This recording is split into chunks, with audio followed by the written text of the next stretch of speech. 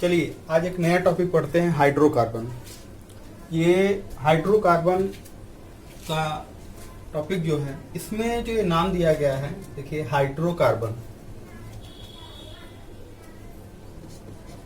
Hydrocarbon ये it is made up of two word, hydrogen and carbon. Hydrogen and carbon से मिलकर के जो बना होता है उसे हम बोलते हैं हाइड्रोकार्बन। अब इसके एग्जांपल्स क्या हो सकते हैं हाइड्रोकार्बन के, जो कार्बन और हाइड्रोजन से मिलकर के बने हो। और भी तीसरा वर्ड हो सकता है, लेकिन उसमें कार्बन हाइड्रोजन होना चाहिए। जैसे यहाँ पर जैसे CH4 कार्बन और हाइड्रोजन से मिलकर बना हुआ है, तो इसे क्या बोलेंगे, ये मीथेन है। इसी तरीके से C2H6 ये मीथेन, ये एथेन, कार्बन हाइड्रोजन से मिलकर बना हुआ है। C6H6 ये क्या है, बेंजीन। इसी तरीके से C2H2 एसिटिलीन।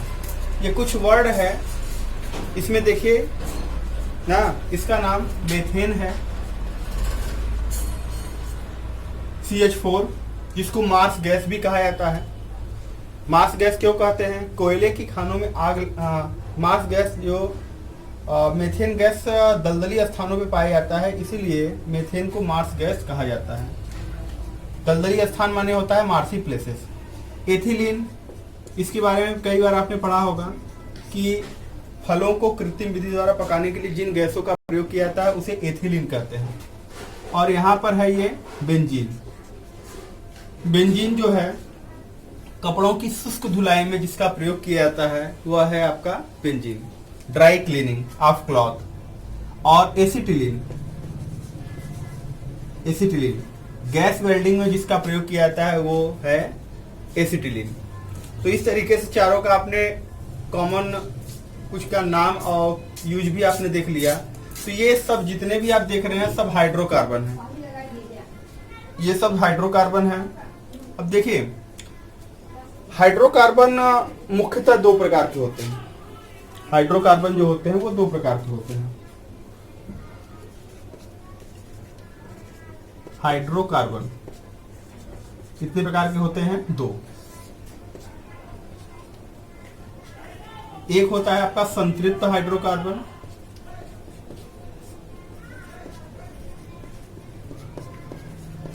एक होता है संतृप्त हाइड्रोकार्बन और दूसरा होता है असंतृप्त हाइड्रोकार्बन।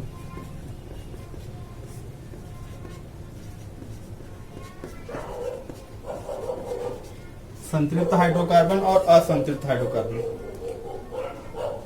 तो संतृप्त हाइड्रोकार्बन यानी सैचुरेटेड हाइड्रोकार्बन, सैचुरेटेड हाइड्रोकार्बन। और यहां पर क्या हो जाएगा, अनसैचुरेटेड हाइड्रोकार्बन। Unsaturated hydrocarbon. देखिए सैचुरेटेड हाइड्रोकार्बन, अनसैचुरेटेड हाइड्रोकार्बन, इसको कैसे हम अलग कर सकते हैं। अगर कार्बन परमाणुओं के मध्य केवल एकल बंध है, केवल कौन सा बॉन्ड, सिंगल बॉन्ड, केवल सिंगल बॉन्ड है, तो उसे हम बोलेंगे संतृप्त हाइड्रोकार्बन। और अगर उनके बीच डबल बॉन्ड या ट्रिपल बॉन्ड है, उनके बीच डबल बॉन्ड हो या तो ट्रिपल बॉन्ड हो, कार्बन परमाणुओं में डबल बॉन्ड हो या ट्रिपल बॉन्ड हो, तो उसे क्या बोलेंगे, असंतृप्त हाइड्रोकार्बन। यानी हम सिंपली इसको डिफाइन कर सकते हैं, that hydrocarbon which contain single bond between carbon atom are called saturated hydrocarbon. That hydrocarbon which contain double or triple bond in the between carbon atom are called unsaturated hydrocarbon. Way hydrocarbon जिनमें carbon परमाणुओं के मध्य एकल बंध पाया जाता है, एकल बंध सिंगल बॉन्ड प्रेजेंट होता है, उसे हम संतृप्त हाइड्रोकार्बन कहते हैं। जिसमें डबल या ट्रिपल बॉन्ड प्रेजेंट होता है उसे हम असंतृप्त हाइड्रोकार्बन कहते हैं। अब आते हैं इसके कुछ एग्जाम्पल्स हम देखते हैं कि कौन से एग्जाम्पल, जैसे इतने एग्जाम्पल आपने लिखा है, इसमें कौन संतृप्त है कौन असंतृप्त है, तो जब इसकी संरचना आप बनाओगे तब पता चलेगा। अब जैसे CH4 की बात हो रही है, जिसका नाम क्या है, मेथेन, इसका नाम मेथेन है, ऊपर भी लिखा हुआ है। तो यहाँ सिंगल बॉन्ड हाइड्रोजन, हाइड्रोजन देखिए, ठीक है, सिंगल बॉन्ड है। उसी तरीके से CH आपको कौन सा बॉन्ड मिल रहा है? Single bond. ये मेथेन है और कार्बन संख्या 2 रहेगा तो इसका नाम क्या हो जाएगा? एथेन। ये मेथेन है और ये एथेन है। ओके, तो ये तरीके से ये संतृप्त हाइड्रोकार्बन है, सिंगल बॉन्ड पाया जा रहा है संतृप्त हाइड्रोकार्बन। अच्छा, यहाँ पर कार्बन नहीं है लेकिन इसे भी संतृप्त हाइड्रोकार्बन की श्रेणी में रखा गया। ओके, असंतृप्त हाइड्रोकार्बन में चले आओ। तो असंतृप्त हाइड्रोकार्बन में डबल बॉन्ड और ट्रिपल बॉन्ड, जैसे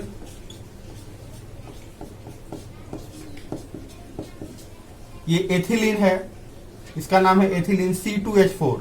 इसका अणुसूत्र क्या होगा? C2H4 ethylene.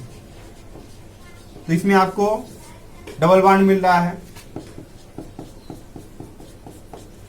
और ये आपका एसिटिलीन, इसमें ट्रिपल बॉन्ड मिल रहा है। ये भी क्या है? आपका असंतृप्त हाइड्रोकार्बन। अब ये एक एग्जांपल, ये तो हो गया, ये तो हो गया, ये एक एग्जांपल C6H6। इसकी संरचना क्या होगी? इसकी संरचना इस तरीके से होती है।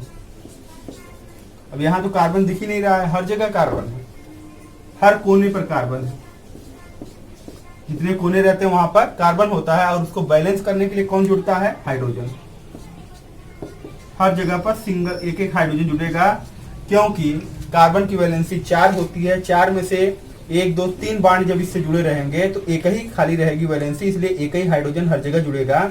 तो C6H6। अब देखिए डबल बॉन्ड आपको मिल रहा है, डबल बॉन्ड मिल रहा है। जब डबल बॉन्ड मिल रहा है तो वो क्या होगा? आपका असंतृप्त हाइड्रोकार्बन।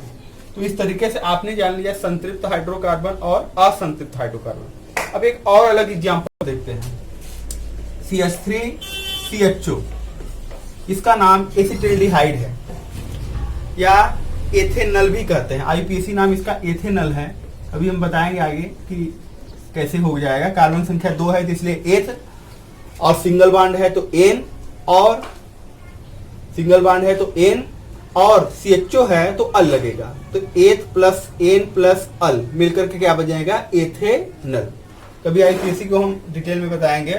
तो एथेनल है, एसिटिल्डिहाइड है। अब यहां पर इसकी संरचना बनाएंगे तो ये इस तरीके से बनेगा।